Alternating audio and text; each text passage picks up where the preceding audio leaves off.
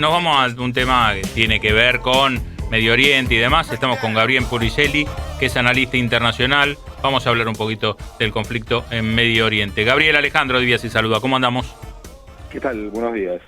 Bueno, contame un poquito hoy cómo ves el conflicto entre Israel, Palestina, ¿en qué situación se encuentra? Lo que vivimos desde los ataques terroristas de Hamás del 7 de octubre es un agravamiento muy agudo de un conflicto que básicamente arranca con la creación del Estado de Israel en 1948, que se hace un conflicto muy duro a partir de 1967 con la ocupación por Israel de Cisjordania y Gaza, dos territorios que hasta ese momento, recordémoslo, no eran un Estado, sino que estaban ocupados por Jordania y Egipto, respectivamente. La situación que se plantea es particularmente delicada porque es un conflicto local con repercusiones globales inmediatas. Estados Unidos ha acercado tropas a la región, básicamente en el Mediterráneo, una flota para prevenir la posible intervención de Irán en el conflicto. Aparentemente eso está funcionando porque no se verifica por el momento ninguna actividad agresiva de ese país, y la actividad de la milicia de Hezbollah, la milicia chiita que responde a Irán y que controla parte del territorio del Líbano, ha incrementado sí su lanzamiento de misiles, pero no parece estar preparada para una escalada mayor. Israel está en este momento desoyendo una resolución del Consejo de Seguridad para instaurar pausas humanitarias en su bombardeo e invasión terrestre de Gaza, y obviamente estamos viviendo una crisis humanitaria de grandes dimensiones allí, ¿no? ¿No le ves, Gabriel? Estamos hablando con Gabriel Puricelli, que es licenciado en Sociología, docente de la especialización en Estudios Contemporáneos de América y Europa de la Facultad de Ciencias Sociales. Decía, Gabriel, ¿ves que esto va a largo plazo o prevés que puede haber alguna resolución en las próximas semanas? No creo que veamos una resolución en las próximas semanas. Me parece que estamos hablando de plazos más largos. Porque lo que el ataque terrorista de Hamás del 7 de octubre rompe es un cierto status quo donde los sucesivos gobiernos de derecha y extrema derecha de israelí, encabezados por Benjamín Netanyahu, habían apostado a lo que el propio Netanyahu ha llamado reiteradamente la administración del conflicto con Palestina, que consistía básicamente en no hacer concesiones a los palestinos mientras Israel iba cerrando acuerdos con todos los países árabes que en el pasado apoyaron a el pueblo palestino en su reclamo de constitución de un Estado, de modo tal de que el conflicto con el tiempo se fuera olvidando y el pueblo palestino se quedara sin aliados en el mundo árabe. Esta estrategia, que incluyó de parte de Netanyahu ayudar a la consolidación de Hamás y minar al actor palestino que históricamente ha estado dispuesto a las negociaciones, que es la Autoridad Nacional Palestina de Mahmoud Abbas, ese esquema estalla cuando Hamás aprovecha esta consolidación que le permitió a lo largo de los años la política de Netanyahu para asestarle un golpe brutal a Israel y para llevar adelante una acción terrorista de magnitud tal que haga imposible la desescalada, ¿no? Porque después de matar en pocas horas a 1.400 israelíes, eso pone a este gobierno o a cualquier gobierno israelí frente a la demanda de su opinión pública de actuar decisivamente y de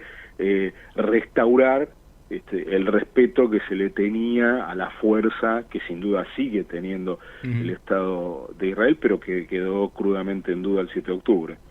Gabriel, a ver, parece un conflicto, salvando la distancia, pero con la misma continuidad que lo que tiene el de Rusia-Ucrania, ¿no? Porque también pensábamos que ahí capaz que se resolvía rápido, hasta con intervenciones internacionales, y sin embargo todavía ya lo naturalizamos el conflicto, ya parece que esa guerra no nos importa. Sí, cuando decía antes que no veo que esto tenga resolución en semanas, no estoy pensando tampoco que se pueda empantanar tanto como el conflicto entre Rusia y Ucrania. ¿No? Pensás que puede tener... Bien, yo creo bien. que puede tener una resolución, sí. No una resolución definitiva, ¿no? Sí, te entiendo. La fase aguda claro. del conflicto, tal vez en algunos meses. Sí, porque también, perdón Gabriel que te interrumpa, también tenemos que entender que el conflicto Israel-Palestina es casi a diario, esto porque tuvo un pico de intensidad. Claro. Efectivamente. O sea, cuando hablamos de resolución, más bien lo que estamos diciendo es que pase la fase aguda, claro. Y el conflicto continuará, claro, seguramente de otros modos, como como una forma de tensión o con algunas formas de violencia relativamente limitadas. Pero bueno, eso creo que no tiene resolución en semanas. Al mismo tiempo, la diferencia de fuerzas entre las partes hace que sea difícil pensar que se vaya a extender más de algunos pocos meses. En cambio, la situación en Ucrania realmente se ha llegado a un punto donde no está claro cuál es el objetivo final que tiene el agresor, en ese caso Rusia, y es bastante evidente que Ucrania carece de las fuerzas para recuperar el territorio que le ha sido arrebatado en 2014 Crimea y luego en 2022 toda la región de Donetsk y Luhansk. Bien. ¿En qué contexto ves una Argentina futura? ¿O mejor dicho, qué nos perjudica a nosotros como país, más allá obviamente de esta situación humanitaria, pero digo, en lo económico, ¿vos ves que esto perjudica o puede traer algún beneficio a la Argentina? Estos conflictos. El contexto internacional, digo, ¿no? Sí, el contexto internacional presenta algunos desafíos para la Argentina. En el caso de la guerra entre Rusia y Ucrania tuvo repercusiones globales mucho más fuertes y de largo plazo que el conflicto de Israel-Palestina, entre otras cosas porque lo de Rusia-Ucrania fue relativamente inesperado, claro. Era más bien una situación que se preveía que iba a ser de tensión a muy largo plazo entre la OTAN y Rusia, que de pronto explota como un conflicto que realmente no estaba en los papeles de nadie, probablemente incluso no estaban desde hace tanto tiempo en los papeles del propio Putin, que es el que decide la invasión. Ese conflicto tuvo repercusiones inmediatas, impulsó la inflación a nivel global, amenazó con causar una hambruna en países importadores de cereales, y siendo que la Argentina es uno de los principales países importadores de cereales, el impacto que vivimos acá fue el del alza del precio, claro, de los cereales, que siempre es un desafío para nosotros, porque cuando hay más precios internacionales más altos, eso tiende a traducirse en precios domésticos más altos, pero también abrió una oportunidad porque hubo una serie de mercados que requirieron de reemplazo, claro, de cereales que habitualmente se recibían de Ucrania y de Rusia. Otro impacto que la Argentina no lo sintió de manera tan aguda porque tiene un nivel de provisión de fertilizantes doméstico a través de Profertil, la empresa controlada por YPF, que no la hace tan dependiente de los fertilizantes como sí lo son Brasil, Paraguay y otros países de la región.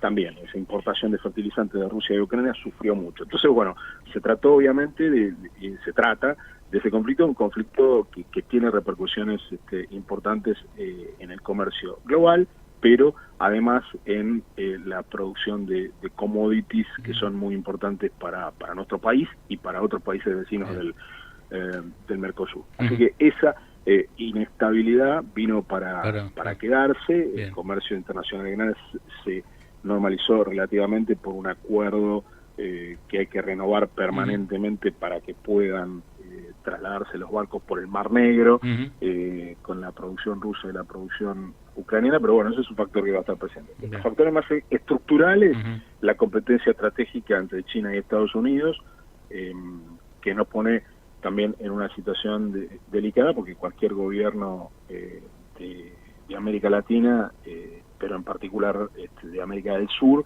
tiene que mantener un equilibrio muy delicado entre las dos partes, porque comercia de manera importante con las dos partes, porque ambas partes son fuentes de inversiones extranjeras en la región importante. Entonces es un conflicto a administrar. Nos ayuda seguramente que Estados Unidos y China hayan reinaugurado su diálogo bilateral a nivel de presidentes con esta muy importante cumbre de San Francisco los otros días, ¿no? Bien, Gabriel, te agradezco muchísimo el contacto con Radio del Plata, con Sin Etiquetas. Te mandamos un abrazo grande. Gracias a usted por el llamado. Por favor. Gabriel Puricelli, analista internacional, licenciado en Sociología y docente de la especialización en Estudios Contemporáneos de América y Europa de la Facultad de Ciencias Sociales.